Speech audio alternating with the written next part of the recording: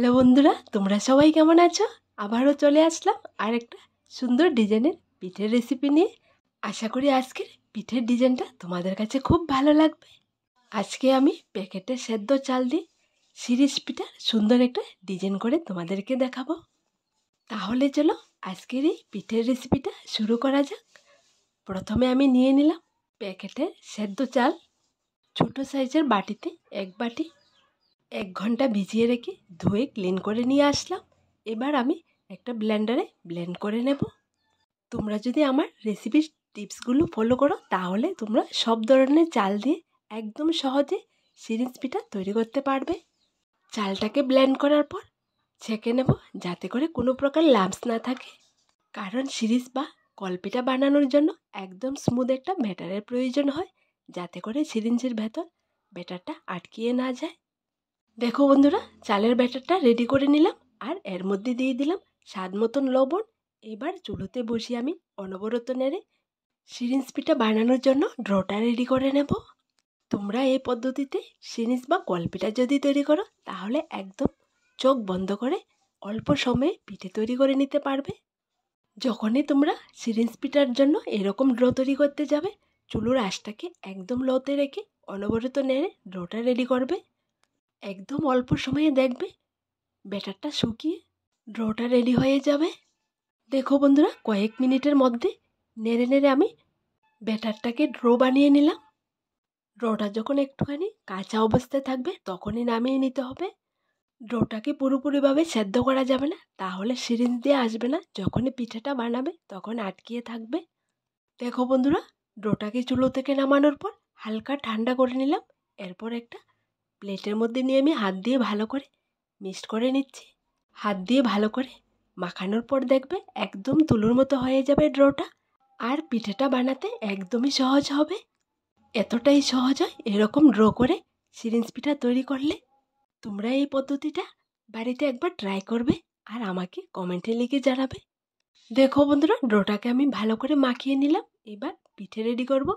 পিঠে রেডি করার জন্য নিয়ে নিলাম একটা সাদা পেপার। সাদা পেপারে আমি একটা সিম্পল ডিজাইন এঁকেছি। ডিজাইনটার উপর একটা প্লাস্টিকের পেপার রেখে পিঠের ডিজাইনটা করব। এখানে আমি ব্যাটারটাকে 3 ভাগ করে একটা হোয়াইট কালার, গ্রিন কালার আর অরেঞ্জ কালার, এই 3টা কালার দিয়ে আমি সবগুলো পিঠে রেডি করব। আমি এক হাতে ক্যামেরা নিয়ে এক হাত দিয়ে এই পিঠের ডিজাইনটা করে তোমাদেরকে দেখাচ্ছি। সিম্পল একটা ডিজাইন, যে কেউ একবার দেখলে একদম সহজে করে নিতে পারবে। পিঠের মাঝখানে আমি 3টে রাউন্ড শেপ করে ডিজাইনটা করেছি আর ভেতরে একটু ফুলের ডিজাইন করে ডিজাইনটা করব। এখানে আমি একটা পিঠে ডিজাইন করে তোমাদেরকে দেখিয়ে দিচ্ছি আর বাকি পিঠেগুলো অফ ক্যামেরায় করব। এই পিঠেগুলো তোমরা যেরকম ডিজাইনে তৈরি করো, পিঠেটা স্টিম করার পর যখন শুকানো হয় খুবই সুন্দর লাগে দেখতে। দেখো বন্ধুরা, মাঝখানের ডিজাইনটা করা হয়ে গেছে। এবার সাইডের ডিজাইনটা করে নিচ্ছি। আমি এখানে সবগুলো পিঠে কালারিং করে রেডি করব, আর তোমরা চাইলে তোমাদের পছন্দ মতো রেডি করতে পারবে। কালারিং ব্যাটার দিয়ে পিঠেগুলো তৈরি করলে দেখতে সুন্দর লাগে। দেখো বন্ধুরা, একটা পিঠে রেডি করে নিলাম আর বাকি পিঠেগুলো আমি অফ ক্যামেরায় রেডি করে নিলাম। দেখো দেখতে কতটা সুন্দর লাগছে। এবার পিঠেগুলোকে স্টিম করতে হবে। স্টিম করার জন্য এখানে আমি আগে থেকে চুলোর মধ্যে হাঁড়িতে পানি বসিয়ে রেখেছি। পানিটা ফুটে গেছে।